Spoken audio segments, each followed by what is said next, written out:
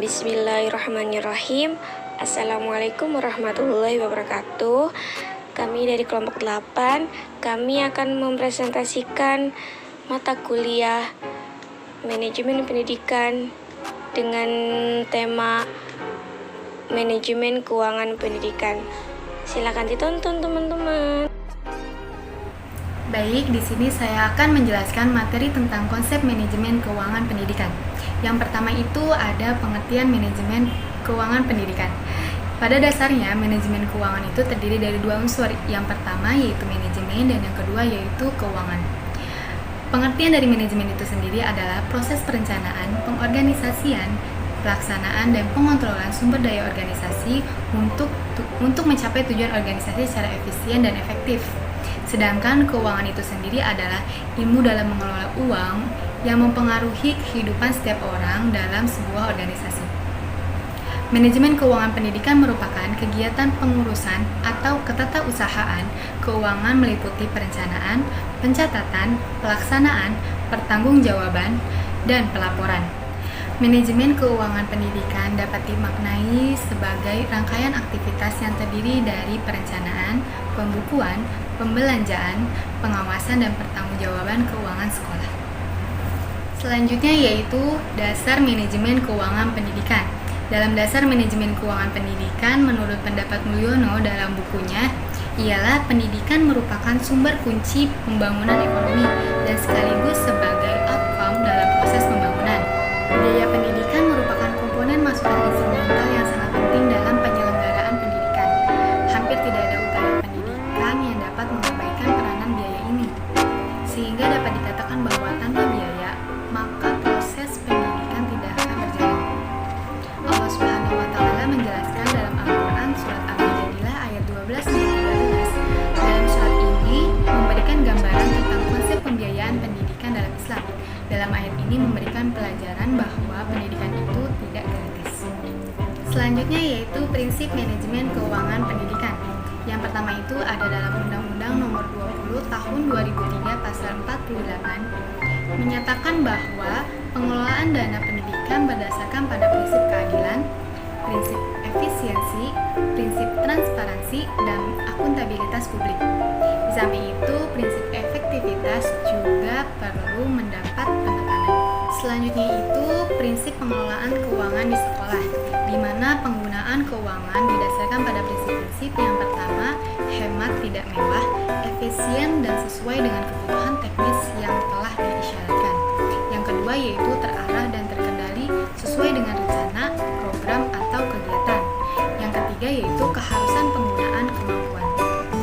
Selanjutnya yaitu tujuan manajemen keuangan pendidikan. Adapun tujuan dari manajemen keuangan pendidikan adalah untuk mencari dan memperoleh peluang sumber-sumber pendanaan bagi kegiatan sekolah agar bisa menggunakan cara efektif dan tidak melanggar aturan, dan membuat laporan keuangan dengan transparan dan akuntabel. Untuk mencapai tujuan tersebut, maka dibutuhkan kreativitas kepala sekolah dalam menggali sumber-sumber dana, menempatkan bendaharawan yang menguasai dalam pembukuan dan pertanggungjawaban keuangan, serta memanfaatkan secara benar sesuai dengan peraturan perundangan yang berlaku.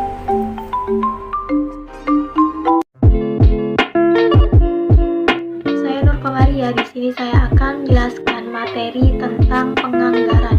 Penganggaran merupakan penyusunan anggaran atau budget. Penyusunan anggaran merupakan gambaran setiap kegiatan yang telah direncanakan oleh sekolah untuk dapat menentukan satuan biaya di setiap kegiatan sehingga dapat membantu dalam mengarahkan lembaga pendidikan dalam pelaksanaan kegiatan tersebut. Oleh karena itu, dalam penyusunan anggaran tergambar kegiatan-kegiatan yang akan dilaksanakan oleh suatu lembaga pendidikan. Kemudian yang kedua ada tujuan penyusunan anggaran. Tujuan yang pertama yaitu agar manajer atau pimpinan melakukan perencanaan dengan seksama bagi kepentingan organisasi atau lembaganya. Kemudian yang kedua yaitu mengembangkan koordinasi dalam organisasi dengan penganggaran terpadu. Yang ketiga yaitu meningkatkan kepedulian anggota terhadap perannya dalam organisasi. Yang keempat, mengkomunikasikan sasaran dan tujuan, tipe dan pelayanan yang diberikan, sumber daya yang dibutuhkan, mungkin pendapatan yang dihasilkan dari suatu program tertentu.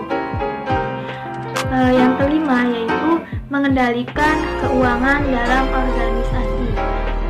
Dan kemudian yang terakhir, sesuai dengan Undang-Undang Nomor 17 Tahun 2003 tentang Keuangan Negara, terjadi beberapa perubahan mendasar, yaitu anggaran yang lebih responsif, memfasilitasi peningkatan kerja, kualitas layanan, dan efisiensi pemanfaatan sumber daya. Yang ketiga ada manfaat penyusunan anggaran. Manfaat yang pertama yaitu membantu dalam penyempurnaan rencana. Yang kedua, dengan mempertimbangkan keuangan, penyusunan rencana akan lebih realistis dan tidak berlebihan. Yang ketiga, dapat membantu dalam proses pengambilan keputusan sebagai pengendalian untuk menghindari salah sasaran terhadap pengalokasian anggaran. Kemudian yang keempat, pimpinan dapat mengambil keputusan terhadap rencana yang sudah dibuat, apakah akan melanjutkan rencananya ataukah menghentikan rencana tersebut.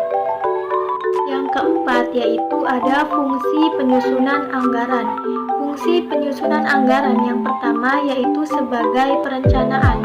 Fungsi ini dapat membantu mengetahui arah kebijakan ke depan sesuai dengan ketersediaan anggaran yang ada di organisasi tersebut. Yang kedua yaitu sebagai pengendalian.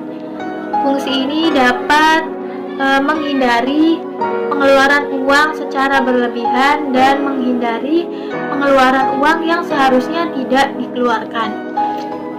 Fungsi yang ketiga yaitu sebagai alat koordinasi dan komunikasi.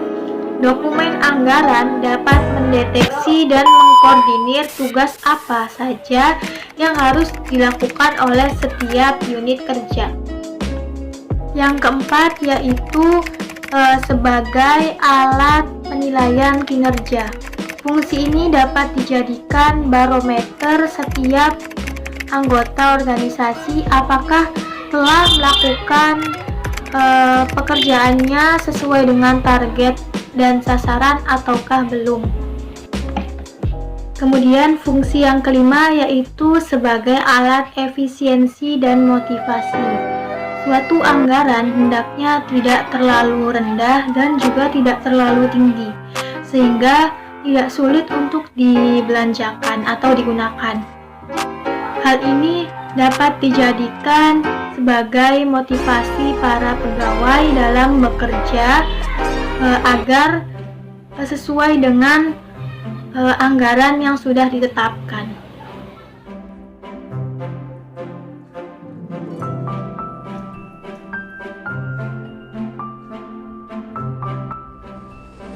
Bismillahirrahmanirrahim. Saya Wiwik Miliati Safitri. Di sini saya akan menjelaskan sedikit mengenai implementasi anggaran pendidikan, organisasi pendidikan sebagai sistem organisasi sektor publik. Implementasi anggaran pendidikan. Pelaksanakan anggaran pendidikan merupakan implementasi dari Undang-Undang Dasar Republik Indonesia tahun 1945 yang menjamin setiap warga negara mendapatkan pendidikan. Pasal 31 ayat 1 diatur bahwa setiap warga negara berhak mendapatkan pendidikan, dan ayat 3 menegaskan bahwa pemerintahan mengusahakan menyelenggarakan suatu sistem pendidikan nasional yang meningkatkan keimanan dan ketakwaan, serta akhlak mulia dalam rangka mencerdaskan kehidupan bangsa Indonesia yang diatur dengan undang-undang. Adapun pelaksanaan dalam pendidikan sendiri diarahkan pada kegiatan investasi, pembangunan pandangan, maksudnya penggadaan, peningkatan, dan perbaikan sarana dan prasarana fisik pelayanan masyarakat dengan umur ekonomis yang panjang, termasuk penggandaan secara fisik menunjang, namun dalam dana tersebut tidak termasuk penyetraan modal. Di dalam realisasi anggaran pendidikan perlu melaksanakan program atau pembukaan. Pembukaan ini meliputi pengelolaan yang terkait otoritas menetapkan kebijakan pada penerimaan atau penyelenggaraan biaya. Berikut tidak lanjut yang perlu dilaksanakan, apakah diterima, dikeluarkan, ataupun disimpan. Komponen keuangan sekolah merupakan komponen produksi yang menentukan pelaksanaan kegiatan belajar mengajar beserta komponen lain. Dalam tataran pengelolaan kostam memperlihatkan cara mengatur lalu lintas yang diterima dan dibelanjakan, mulai dari kegiatan perencanaan, pengorganisasian, pelaksanaan, pengawasan, sampai dengan penyampaian umpan baik. Kegiatan pelaksanaan menentukan siapa yang terkait, apa yang dikerjakan, dan masing-masing yang ditangkap dalam hal apa. Kegiatan perencanaan di mana, kapan, dan berapa lama akan dilaksanakan, dan bagaimana cara melaksanakan kegiatan pengorganisasian menentukan bagaimana aturan tata cara kerjanya.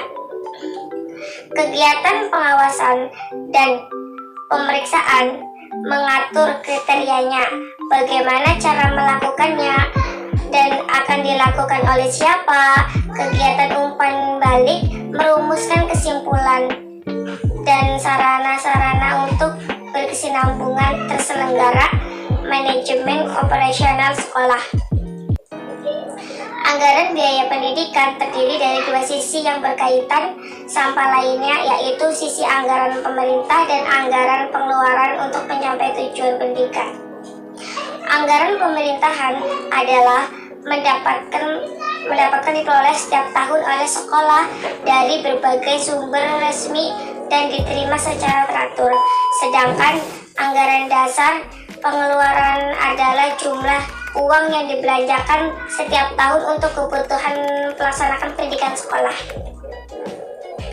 Belanja sekolah sangat ditentukan oleh komponen-komponen yang jumlah provisinya bervariasi. Di antaranya sekolah yang satu dan sekolah daerah lainnya, serta dari wilayah ke waktu. Berdasarkan pendekatan biaya, pengeluaran sekolah dapat dikategorikan ke dalam beberapa item.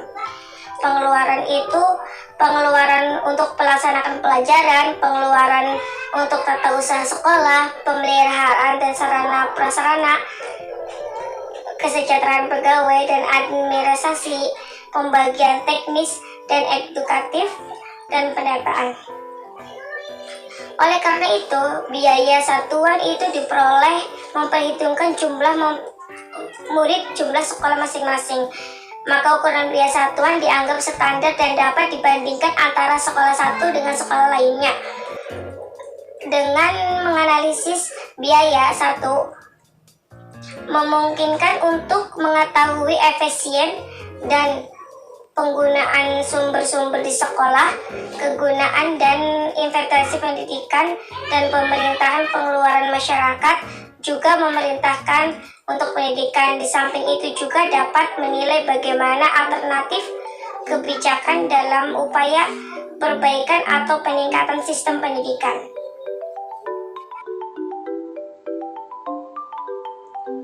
Organisasi pendidikan sebagai organisasi sektor publik. Organisasi publik dapat didefinisikan sebagai lembaga pemerintahan atau birokrasi pemerintahan. Organisasi sektor publik adalah entitas ekonomi dengan keunikan sendiri, punya banyak sumber daya besar. Organisasi melakukan transaksi keuangan tetapi tidak menguntungkan seperti entitas ekonomi lainnya, mencari keuntungan tetapi menyediakan layanan sosial di mana keuntungan yang diperoleh meningkatkan kapabilitas layanan. Organisasi tidak perlu mengalokasikan sesuai dengan kebutuhan. Contohnya dari organisasi liberal ini antara lain lembaga pemerintahan, lembaga pendidikan, rumah sakit, lembaga kesehatan, dan lain sebagainya. Adapun ciri-ciri organisasi sektor publik diantaranya dijadikan tidak untuk mencari keuntungan finansial, dimiliki secara kolektif oleh publik, kepemilikan atas dasar sumber daya, tidak digambarkan dalam bentuk saham yang dapat diperjualbelikan. Keputusan-keputusan yang terkait kebijakan lokal beberapa nasional berdasarkan konsensus. Secara garis besar, istilah sektor publik diartikan sebagai metode manajemen negara. Dalam arti sempit, sektor publik diartikan sebagai pungutan oleh negara.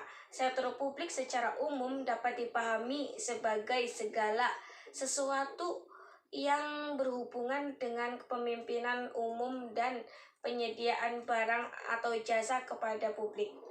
Kegiatan tersebut dibayar melalui pajak atau pendapatan negara lain yang diatur dengan hukum. Bastian mengemukakan beberapa jenis sektor publik di Indonesia, yaitu organisasi pemerintahan pusat, organisasi pemerintahan daerah, organisasi partai politik, lembaga swadaya masyarakat, organisasi yayasan, organisasi kesehatan, seperti puskesmas dan rumah sakit, dan organisasi tempat peribadahan seperti masjid, gereja, vihara, dan pura. Sebagian organisasi publik, sekolah negara menjadi sorotan negara dalam menjalankan visi serta misi sebagai organisasi yang melayani publik di bidang pendidikan. Cukup sekian presentasi dari kami, kurang lebihnya mohon maaf. Wabillahi taufiq wal hidayah. Wassalamualaikum warahmatullahi wabarakatuh.